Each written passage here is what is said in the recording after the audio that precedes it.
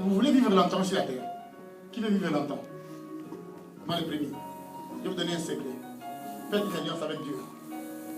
Dis Seigneur, donne-moi la grâce de faire ton œuvre, de prêcher l'évangile, ou selon le ministère que tu m'as donné, de chanter pour ta gloire, ou d'être intercesseur.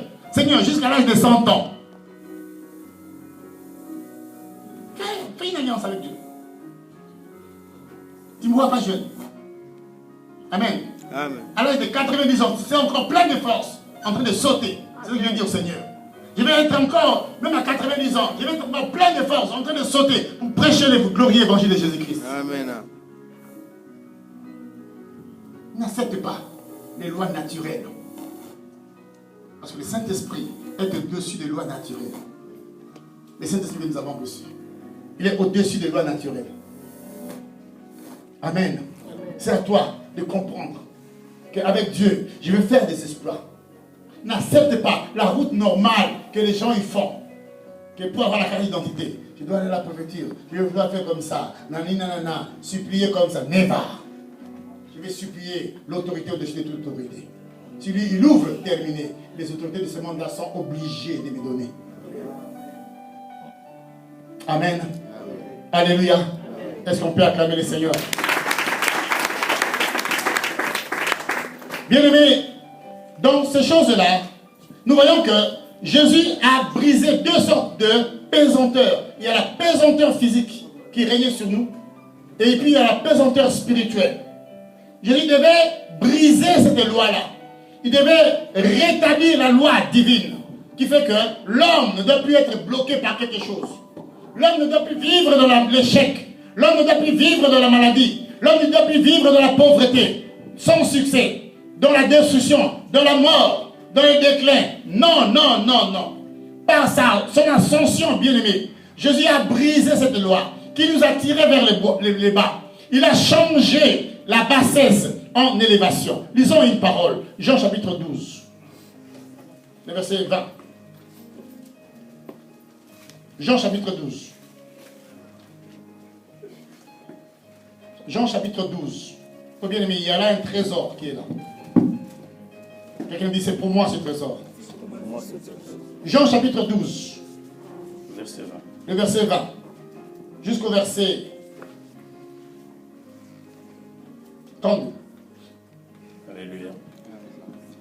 Quelques Grecs du nombre de ceux qui étaient montés pour adorer pendant la fête s'adressèrent à Philippe de Bethsaïda en Galilée et lui dirent avec instance: Seigneur, nous voudrions voir Jésus. Philippe alla le dire à André, puis André et Philippe le dirent à Jésus. Jésus leur répondit: l'heure est venue où le Fils de l'homme doit être glorifié. En vérité, je vous l'ai dit, si les grains de blé est tombé en terre ne meurent, il reste seul. S'il meurt, il porte beaucoup de fruits. Celui qui aime sa vie la perdra. Et celui qui hait sa vie dans ce monde la conservera pour la vie éternelle. Si quelqu'un me sert, qu'il me suive, et là où je suis, là aussi sera mon serviteur. Si quelqu'un me sert, le Père l'honorera. Maintenant, mon âme est troublée, et que dirais-je? Père, lis le verset 31 jusqu'à 32. Maintenant a lieu le jugement de ce monde. Maintenant, le prince de ce monde sera jeté dehors. Et moi, quand j'aurai été élevé de la terre, j'attirerai tous les hommes à moi. Amen. Amen. Bien-aimé, voici un trésor pour toi. Quelqu'un dit c'est pour moi. C'est pour moi. Le but de cela, bien-aimé. Et puis Jésus dit, et moi. D'abord, il commence, il dit, maintenant a lieu le jugement de ce monde.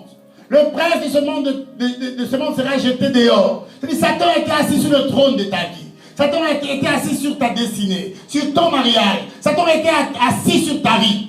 Mais lui dit que maintenant, le prince de ce monde est jeté dehors. Jésus, quand il est passé à la croix, Bien aimé, il a jeté dehors Satan de ta vie. Satan n'a plus le droit de bloquer ta vie. Amen. Aucun sorcier, aucun marabout, aucun occultiste n'a plus le droit de bloquer ta vie. C'est pourquoi, vous savez, j'ai compris ces choses, c'est pourquoi ils cherchent seulement physiquement. Parce que spirituellement, ils ne peuvent pas nous atteindre. Ils prennent, dans mon pays, ils prennent des poisons, ils mettent dans les verres des serviteurs de Dieu pour que les serviteurs de Dieu meurent. Parce que spirituellement, ils n'ont pas de puissance. Amen, avant, ils agissaient dans le secret. Mais maintenant, ils ne peuvent plus le faire. Alors, ils prennent les poisons physiquement et ils mettent. Alors, Dieu peut te protéger une fois, deux fois, trois fois. Comprends, si c'est comme ça, tu fuis. Je vais dire Amen. Amen. La sagesse de Dieu, c'est de fuir son ennemi. Tu veux vivre et partager la même maison avec une personne qui veut ta mort. Je vais dire Amen. Amen. Jésus avait fui en Égypte. Le Saint-Esprit a dit à Joseph, prends les petits enfants, fuis en Égypte jusqu'à ce qu'Hérode puisse mourir. Quand Hérode est mort, il dit, bon ok, maintenant vous pouvez revenir, il n'y a pas de problème. Amen. Amen. Il ne faut pas dire, non, j'ai Jésus, bon, marcher. Non, physiquement, il a des choses qu'il peut faire. Mais spirituellement, il ne peut pas. Parce que ta vie est cachée avec Christ dans le lieu céleste. Et nous voyons ici que Jésus donne ici la loi de l'élévation. Il dit, quand moi je serai élevé de la terre, j'attirerai tous les hommes à moi. Mon frère, ma soeur, oh my God, il y a quelque chose de merveilleux ici. Même si ta vie était comment? Parce que Jésus a vaincu les pesanteurs spirituels par l'ascension.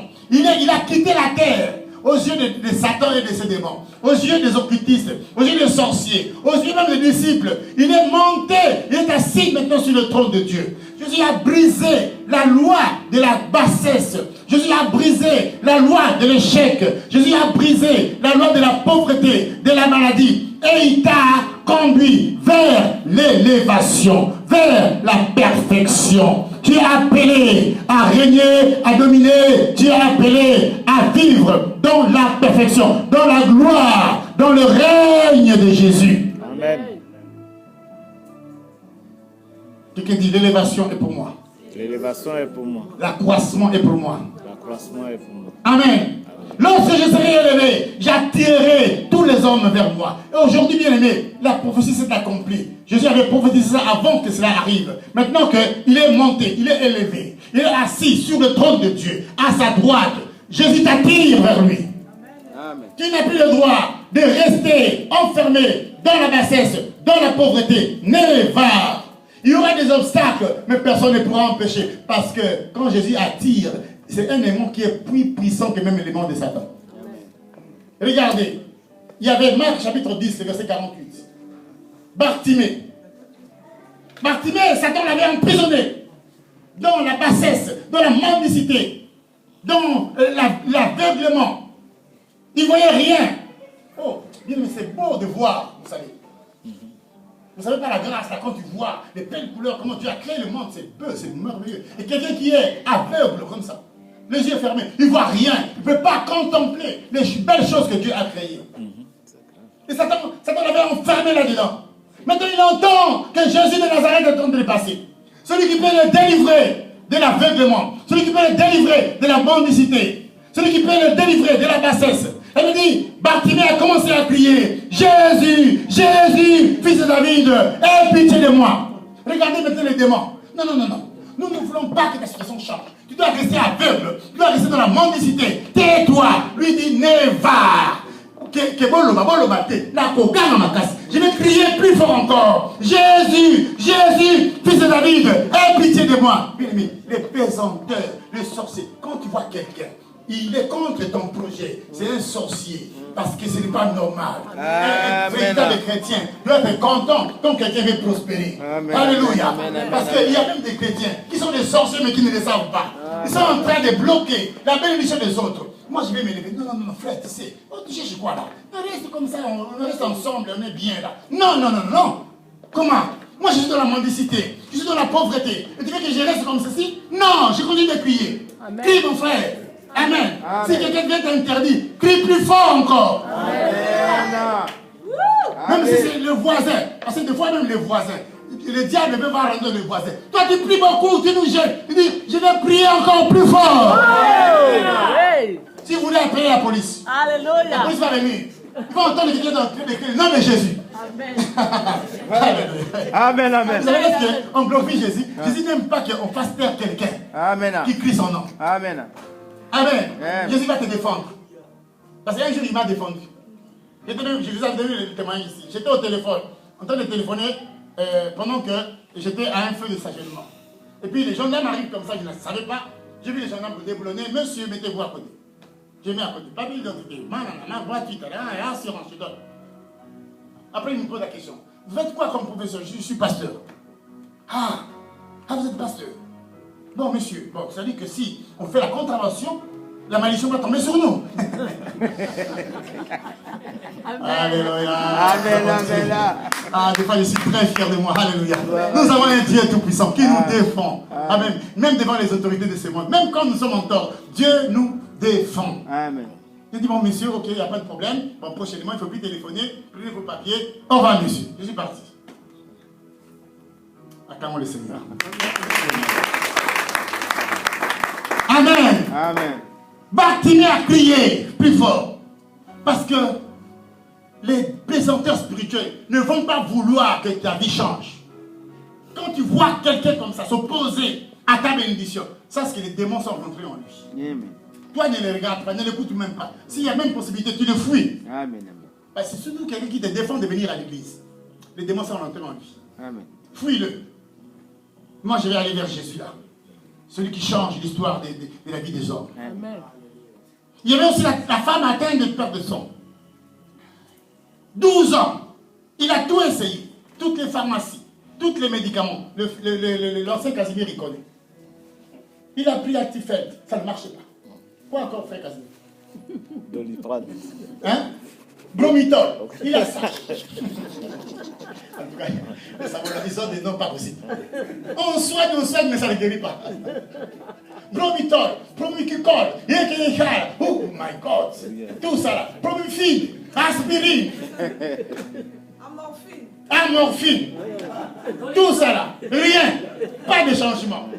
Mais il a dit, moi je vais seulement toucher le bord du vêtement de Jésus. Amen. Les apôtres, ils étaient là. Regardez, quand vous lisez la Bible, il dit, il est venu par derrière. Parce qu'il y a des choses qu'on fait par derrière, on cachette. Parce qu'il ne faut pas que l'ennemi sache. Il ne faut pas que tes adversaires connaissent ton projet. Parce qu'ils vont essayer de s'opposer à ton projet. Et les apôtres, ils étaient là. Parce que c'était eux les gardes-corps du Seigneur. Et c'est pour ça qu'eux-mêmes, ils se sont fait garde-corps. C'est Jésus qui leur avait dit. Parce que l'onction attire. Donc les gens, ils savaient que Jésus avait Dieu en lui. La foule venait. Et ils ont dit, il faut que vous me protégez. Ils faisaient leur travail. Mais la femme a dit, non. Apôtre ou pas apôtre. Ici, vous ne pas discuter de Jésus. Moi, je vais toucher les bords du vêtement du maître. Amen. Mon frère, ma soeur, quels que soient les obstacles, continue à crier, à tendre la main, jusqu'à toucher le bord du vêtement de Jésus. Amen. La femme est venue, elle a touché. Elle a été guérie. Regardez encore une histoire encore. Marc 5, là on va lire, après nous allons prier. Merci Seigneur. Marc, chapitre 5.